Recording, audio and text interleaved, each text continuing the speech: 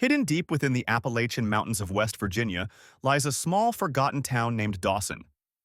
On the surface, it looks like any other quiet rural community. Old wooden houses, a single gas station, and a narrow two-lane road cutting through endless forest. But locals warned strangers never to wander near Hollow Creek Mine, an abandoned coal mine on the outskirts of town. They say the place is cursed. The story goes back to 1954, when a massive cave-in buried 23 miners alive deep underground. Rescue teams tried desperately for weeks to dig them out, but every attempt failed. Strangely, many rescuers reported hearing knocking sounds coming from below, like trapped men banging on steel pipes. But when they finally broke into the first chamber, there were no bodies, just torn clothes and broken helmets. The miners had simply vanished. For decades, the mine remained sealed. But the townsfolk whispered strange things. Voices calling their names at night, shadows moving through the forest, and sometimes screams rising from the ground itself. By the 1980s, the disappearances began. Hikers, hunters, and campers who ventured near Hollow Creek Mine would vanish without a trace. Families left Dawson. Businesses closed. And yet, no investigation ever seemed to uncover the truth. Then, in 2021, a small paranormal research team called Appalachian Truth Seekers decided to investigate the Hollow Creek legends. The group consisted of 4 members: Ethan Shaw, the team leader Maya Brooks, a documentary filmmaker Liam Carter, a tech expert; Rachel King, a local historian who grew up hearing Hollow Creek stories. They planned to film a documentary about the mine's history and record EVP sessions deep within the tunnels. On October 12, 2021, they checked into a small motel near Dawson and began uploading teaser clips to their YouTube channel, promising to reveal the truth behind the whispers. 2 days later, on October 14th, they entered the Hollow Creek Mine at 9:37 a.m. That was the last time anyone saw them alive. 6 months later, hikers stumbled upon a half-buried camera case a mile away from the mine entrance. Inside were 3 water-damaged cameras and a small digital audio recorder. All 4 members of the team were still missing, but when investigators reviewed the recovered files, what they found was deeply disturbing. The first recording started innocently enough. The group walking through the mine's main shaft, laughing, discussing old legends, and setting up equipment. But 15 minutes in, the tone shifted. Someone whispered, almost too faint to hear, "Do you hear that?" The group stopped. The recorder captured faint, rhythmic tapping sounds, like knuckles against metal. But there was no one else in the tunnels. As they ventured deeper, the sounds grew louder. Ethan's voice trembled as he said, "It's like someone's knocking from inside the walls." But when they tried to retrace their steps, they realized something horrifying. Their path had changed. The tunnels behind them were different. According to time-stamped files, the group wandered for another 2 hours, yet none of their maps matched their surroundings anymore. The tunnels seemed to shift, twisting into unnatural shapes. At one point, Maya whispered, "I swear I saw a hand," reaching out of the rock. Then came the most chilling recording of all. In the last recovered clip, Rachel is heard crying, saying over and over, "The voices know our names.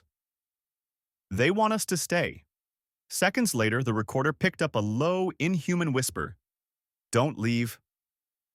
And then, silence. When investigators tried to explore the mine themselves, they reported strange phenomena. Compasses spinning wildly, batteries draining instantly, and faint whispering that seemed to come from everywhere at once. After 3 officers went missing during the search, the federal government officially sealed off Hollow Creek Mine, citing dangerous structural instability. But locals know the truth. They say the mine is alive.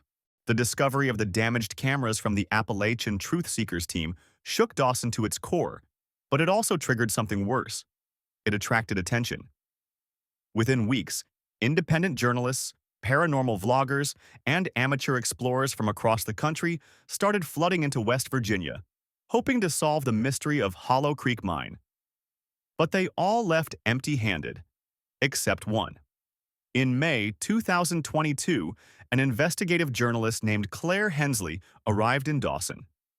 She'd built a reputation on uncovering hidden government operations and exposing urban legends that turned out to be real. For her, Hollow Creek wasn't just a ghost story, it was a cover-up. Claire spent 3 weeks digging through local archives, interviewing old miners, and gathering police reports. What she found disturbed her deeply. 17 disappearances had occurred within a 1-mile radius of Hollow Creek Mine between 1974 and 2021. All federal reports regarding the mine had been heavily redacted, with entire pages blacked out. And strangest of all, there were no official death certificates for the 23 miners who supposedly died in the 1954 cave-in. It was as if those men had never existed. Determined to get answers, Claire assembled a small team. Alex Dunn, a sound engineer, Harper Jones, a retired geologist, and Samir Patel, a drone operator. Their goal was simple: get inside the mine, document everything, and find proof of what happened to the truth seekers. On the night of June 3, 2022, Claire's team entered Hollow Creek Mine. This time, they carried top-of-the-line recording gear, infrared scanners, and portable oxygen tanks. The group descended through the collapsed main shaft using a rope system and entered a tunnel that hadn't been documented on any historical maps. From the very first moment, something felt wrong. The air was thick and heavy, like breathing through wet cloth. Their thermometers read 36 degrees Fahrenheit despite the summer heat outside. Alex kept checking his equipment, convinced there was interference. The microphones picked up constant low-frequency hums, almost like distant chanting. 30 minutes in, Harper found something carved into the stone wall. "We live below." The letters looked freshly cut. When they played back the audio later, they realized something horrifying. There was a faint breathing sound behind Claire's voice, though no one was standing near her at the time. As they moved deeper, the tunnels grew stranger. They found narrow passages that curved unnaturally, twisting like organic shapes, as if the mine itself had been alive. Claire described it in her notes as walking through the veins of something that doesn't want us here. Then they reached Chamber 6, a vast underground cavern filled with rusted mining carts, collapsed beams, and piles of bones. But these weren't just human bones. Harper noticed elongated skulls and strange, inhuman shapes among them.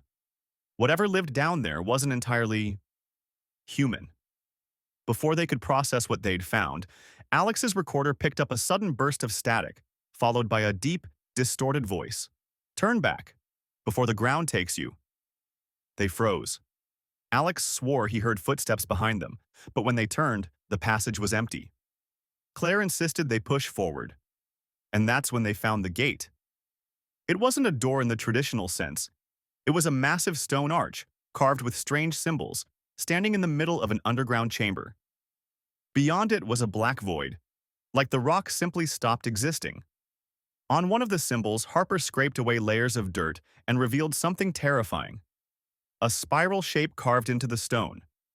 The same spiral tattoo found on one of the missing truth seekers in an old photo. Suddenly, their oxygen meters began to fail one by one. Claire shouted for everyone to pull back, but Samir, standing closest to the arch, started whispering to himself over and over, "I can hear them. They're under the river. They're calling me." Before anyone could react, Samir walked straight into the darkness beyond the arch. His flashlight beam vanished instantly. They never saw him again.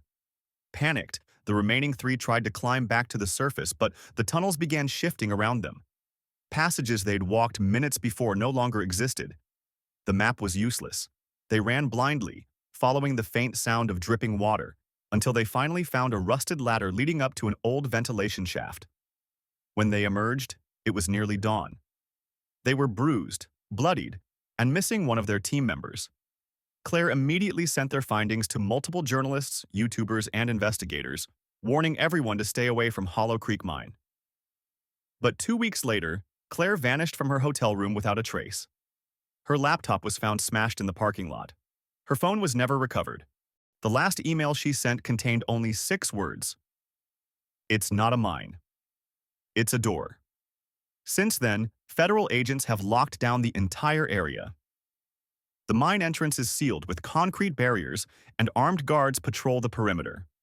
But locals swear they can still hear knocking sounds at night. Some say if you put your ear to the ground near Hollow Creek, you can hear the voices of the missing, whispering your name, inviting you to join them. And every spring, when the river floods, the water runs red for 3 nights straight. If you love true inspired horror, unsolved mysteries, haunted locations, and cases no one dares to talk about, Fear Diaries is where you belong. Every episode blends real evidence, eyewitness reports, and cinematic storytelling to bring you deep into the darkness. Join our growing community of horror seekers. We go where others won't.